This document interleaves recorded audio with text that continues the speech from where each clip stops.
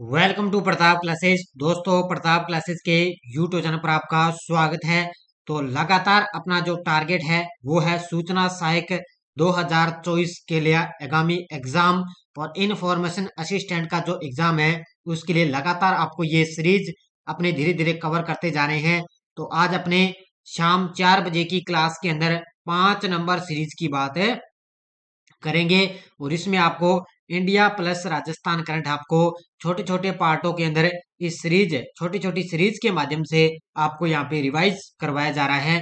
जनवरी से लेकर दिसंबर 2023 तक पूरा करंट आपको यहाँ पे छोटी छोटी सीरीज में आपको मैं रिवाइज करवाता रहूंगा। और ये क्लास जरूरी नहीं है कि सूचना सहाय के लिए हो, ये क्लास राजस्थान जूनियर अकाउंटेंट है और संगणक के लिए भी क्लास आपके लिए रामबाण साबित होगी। तो सारे साथी एक बार वीडियो को लाइक शेयर करेंगे।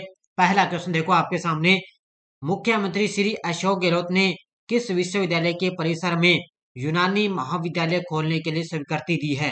क्योंकि उस टाइम में आपको पता है मुख्यमंत्री अपने अशोक गहलोत थे, ठीक है, लेकिन उस समय का अपना करंट आएगा। तो मुख्यमंत्री अशोक गहलोत ने किस विश्वविद्यालय के परिसर में यूनानी महाविद्यालय खोलने के लिए स्वीकृति दी? ये दी है डॉक्टर सर्वपल्ली राधाकृष्णन आयुर्वेद विश्वविद्यालय जोधपुर के अंदर। क्या है? इस विश्वविद्यालय में यूनानी विश्वविद्यालय खोलने के लिए स्वीकृति दे दी है। किसने? अशोक गहलोत है, मुख्यमंत्री जी ने। अंतर्राष्ट्रीय मांडना कलाकार और लोक संस्कृति कर्मी कौशल्या देवी शर्मा का निधन हो गया। इनका संबंध राज्य के किस जिले से था? तो अंतर्राष्ट्रीय मांडना की कलाकार और एक लोक संस्कृति थी कर्मी कौशल्या देवी, इनका हाल ही में निधन हो गया और ये राजस्थान के 12 जिले से इनका संबंध था। किस जिले से? राजस्थान के 12 जिले से इनका संबंध था। केंद्रीय कानून मंत्री अर्जुन राम मेघवाल ने प्रदेश में किस जिले में हाईकोर्ट की वर्चुअली बेंच खोलने की घोषणा की है? तो अब आपको पता है अपनी वर्तमान में नए केंद्रीय कानून मंत्री बन गए अर्जुन राम मेघवाल और उन्होंने प्रदेश के अंदर किस जिले में हाई कोर्ट की वर्चुअल बेंच खोलने की घोषणा की और ये खोला जाएगा कहां पर है? बीकानेर के अंदर। कहां पर खोलने की घोषणा की है? बीकानेर के अंदर। अगला क्वेश्चन देखो, राज्य उद्योग व वाणिज्य विभाग ने किस जिले में हस्तशिल्प एवं हथकरघा निदेशालय के गठन की अधिसूचना जारी की है? राज्य उद्योग व वाणिज्य विभाग ने किस जिले में हस्तशिल्प एवं हथकरघा निदेशालय के गठन की अधिसूचना जारी की? ये की है कहां पर है? जोधपुर के अंदर। कहां पर जारी की है? जोधपुर के अंदर। राष्ट्रीय क्षय उन्मूलन कार्यक्रम के तहत केंद्रीय क्षय अनुभाग नई दिल्ली की ओर से प्रदेश के किस जिले को कांस्य पदक मिला है? एक एक क्वेश्चन आपके लिए रामबाण साबित होंगे। एक एक क्वेश्चन आपके लिए बहुत ही इंपॉर्टेंट है। तो राष्ट्रीय क्षय उन्मूलन कार्यक्रम के तहत नई दिल्ली की ओर से प्रदेश के किस जिले को कांस्य पदक मिला? ये मिला है उदयपुर जिले को। किसको मिला है? उदयपुर जिले को कांस्य पदक मिला है। प्रोफेसर रामहर्ष सिंह का निधन हो गया। ये किस विश्वविद्यालय के प्रथम कुलपति थे? प्रोफेसर है रामहर्ष सिंह का निधन हो गया। ये किस विश्वविद्यालय के प्रथम कुलपति थे? हो सकता है इस तरह एग्जाम के क्वेश्चन नहीं आए, लेकिन एग्जामिनर का क्या है, उसका कहीं भी अगर दिमाग अपने लगा लेते हैं, ये क्वेश्चन आप उठा देते हैं, लेकिन आप एग्जामिनर का कोई पता नहीं, कहीं से भी क्वेश्चन उठा सकता है।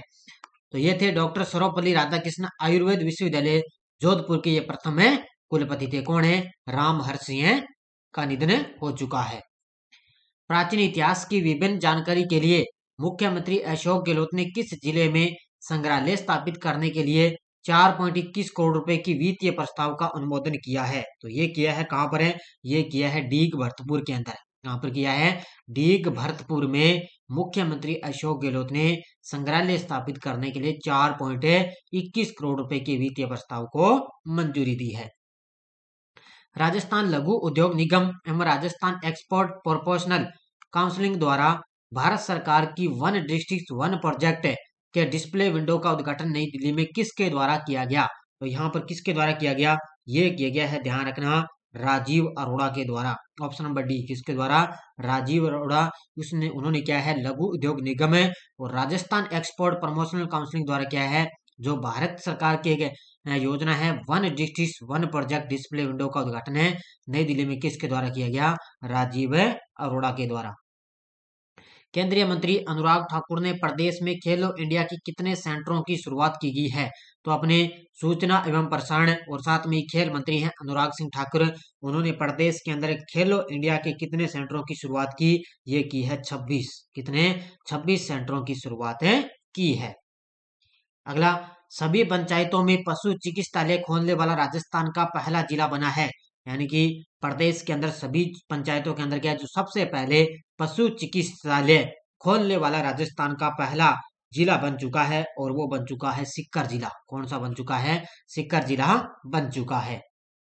देश की संस्कृति से रूबरू करवाने के लिए राजस्थान के कितने युवाओं को राज्य में भ्रमण के लिए भेजने की घोषणा की गई? देश की, यानी कि राजस्थान में आपको पता है अलग अलग संस्कृति है, और उस संस्कृति से रूबरू करवाने के लिए राजस्थान के कितने युवाओं को राज्य का भ्रमण के लिए भेजा जाएगा? ये भेजा जाएगा 10,000 युवाओं को। कितने? 10,000 युवाओं का भ्रमण करवाया जाएगा।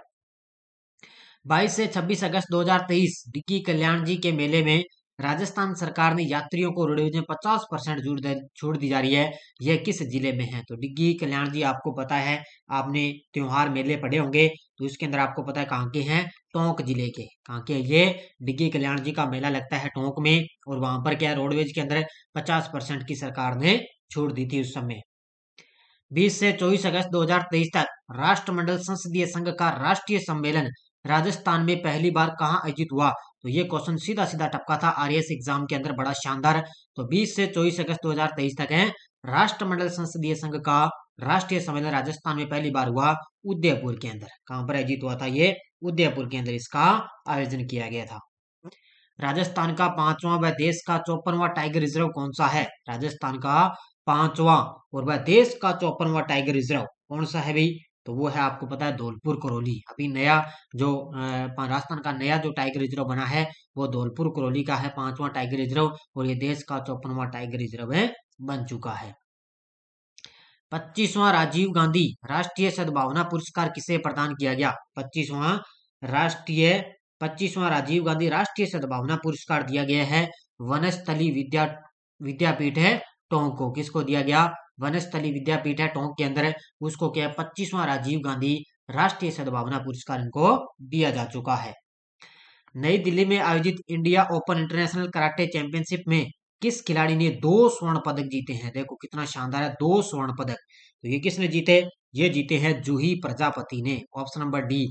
आपको पता है नई दिल्ली के अंदर आयोजित हुई थी India open international karate championship है, और इसके अंदर जूही प्रजापति ने इसके अंदर 2 स्वर्ण पदक जीते हैं। राजस्थान स्टेट गैस RSGL द्वारा स्वास्थ्य सुरक्षा व पर्यावरण संरक्षण नीति कब लागू की गई? राजस्थान स्टेट गैस द्वारा स्वास्थ्य सुरक्षा और पर्यावरण संरक्षण नीति कब लागू की गई थी? यह राजस्थान में लागू हुई थी 25 जुलाई 2023 को। कब लागू हुई थी? 25 जुलाई 2023 को। प्रधानमंत्री मोदी ने 27 जुलाई 2023 को राजस्थान में कितने एकलव्य मॉडल आवासीय विद्यालय का उद्घाटन किया है? मोदी जी ने 27 जुलाई 2023 को राजस्थान में कितने एकलव्य मॉडल आवासीय विद्यालयों की स्थापना की? ये की है, आपको पता है 6। कितने? 6 आवासीय विद्यालयों की स्थापना का उद्घाटन किया है। किसने? हमारे देश के प्रधानमंत्री मोदी जी ने। किस जिला प्रशासन के द्वारा सिंचाई मित्र मिशन की शुरुआत की गई?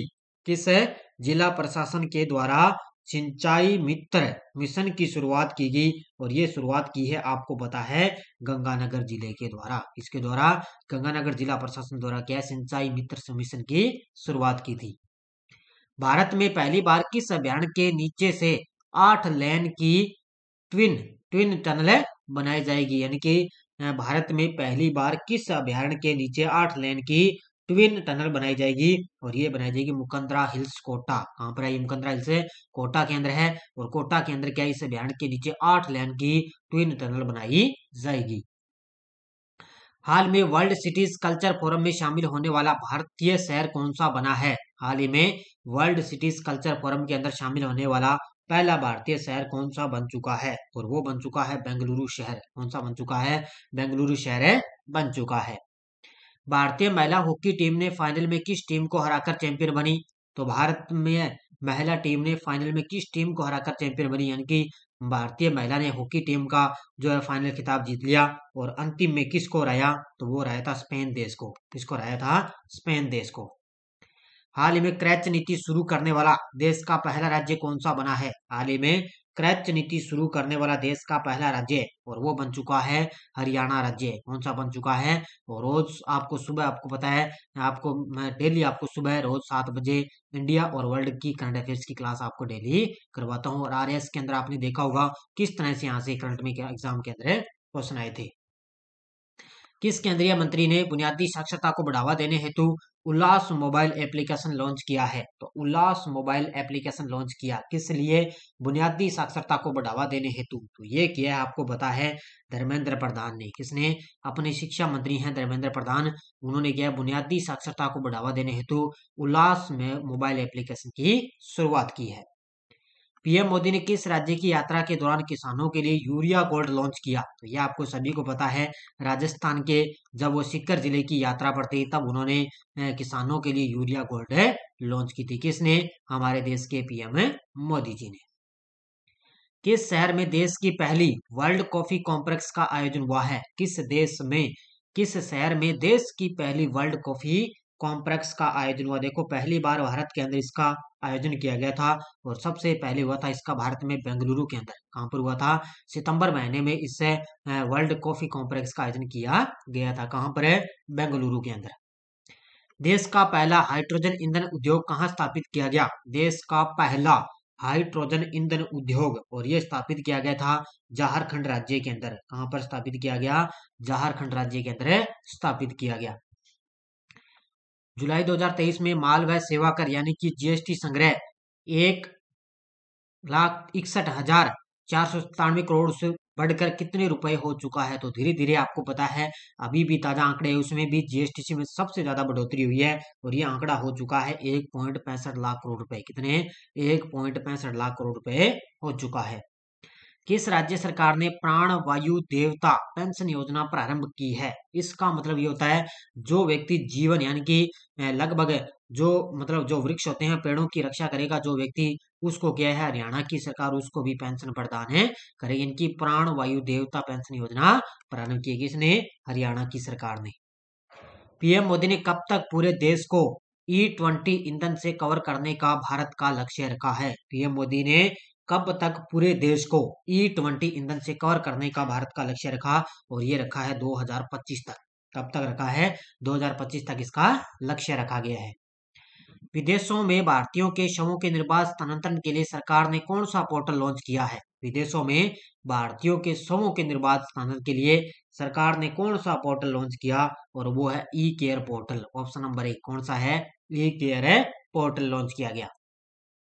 नाबार्ड ने किस राज्य सरकार को ग्रामीण विकास के लिए 1974 करोड़ रुपए की स्वीकृति दी है? निकालो इस क्वेश्चन को स्टार। तो नाबार्ड के वर्तमान में अध्यक्ष कौन है? शाजी केवी। ध्यान रखना कौन है? शाजी केवी वर्तमान में इसके अध्यक्ष हैं, और इसने राजस्थान सरकार को क्या है, ग्रामीण विकास के लिए 1974 करोड़ रुपए की स्वीकृति दी है। किसने? नाबार्ड ने। किसने मोबाइल ऐप राजमार्ग यात्रा लॉन्च किया है? देखो, एक मोबाइल ऐप है जिसका नाम है राजमार्ग यात्रा लॉन्च किया, और ये लॉन्च किया है NHAI ने। किसने? नेशनल हाईवे ने। किसने लॉन्च किया है? राष्ट्रीय मार्ग प्राधिकरण ने क्या है, मोबाइल ऐप है राजमार्ग यात्रा लॉन्च किया है। अमृत भारत स्टेशन योजना के तहत देश भर में कितने स्टेशनों का आधुनिकीकरण किया गया? अमृत भारत स्टेशन योजना लगातार चल रही है, और इसके अंदर तो याद रखना कितना अधिग्रहण किया गया? 1309। इसमें 2 चरण बनाए गए थे, याद रखना। तो इसमें टोटल है 1309 स्टेशनों का आधुनिकीकरण किया जा चुका है। पद्म भूषण पुरस्कार विजेता आईएएस अधिकारी एन विठल का निधन हो चुका है। ये किस राज्य के आईएएस अधिकारी थे? तो ये किस राज्य के थे? ये थे गुजरात राज्य के आईएएस अधिकारी थे। सुप्रीम कोर्ट ने मणिपुर में राहत की निगरानी के लिए कितनी महिला पैनल नियुक्त की है? तो सुप्रीम कोर्ट ने मणिपुर में राहत की निगरानी के लिए कितनी महिला पैनल नियुक्त की थी? आपको पता है सुप्रीम कोर्ट ने मणिपुर में कितना हिस्सा वहां पर चली थी ना, याद आ रहा होगा आपको। तो उसमें निगरानी के लिए 3 महिलाओं को वहां पर नियुक्त किया था। कितनी महिलाओं को? 3 महिलाओं को वहां पर नियुक्त किया गया था। किस राज्य में संविधान को पढ़ो और जियो अभियान की शुरुआत की गई? तो यह तो सभी को पता है, आज का लास्ट और अंतिम क्वेश्चन है। तो संविधान को पढ़ो और जियो अभियान की शुरुआत की थी राजस्थान के राज्यपाल कलराज मिश्र ने। किसने की थी? राजस्थान के राज्यपाल हैं कलराज मिश्र, उनके द्वारा संविधान को पढ़ो और जियो अभियान की शुरुआत की गई थी। तो ये थी आज की अपनी 5 नंबर की सीरीज, इसका आपने बढ़िया तरीके से अध्ययन कर लिया। बाकी आपको एक दिन छोड़कर ये क्लास आपको मिलती रहेगी। इसके अलावा जो मैं आपको अलग से क्लासेस दे रहा हूँ ना, जैसे अभी कल मैंने चर्चित महिलाएं दी थी, तो वो क्लास सभी के लिए जरूरी है। तो ये छोटी छोटी जो मैं क्लास आपको दे रहा हूँ वो बढ़िया तरीके से आप है अध्ययन करते रहना। तो सारे साथी वीडियो को ज्यादा ज्यादा लाइक शेयर करते रहना। बाकी आपको रोज सुबह 7 बजे मेरी इंडिया वर्ल्ड की करंट अफेयर्स की क्लास आपको मिलती रहेगी। धन्यवाद। जय हिंद, जय भारत।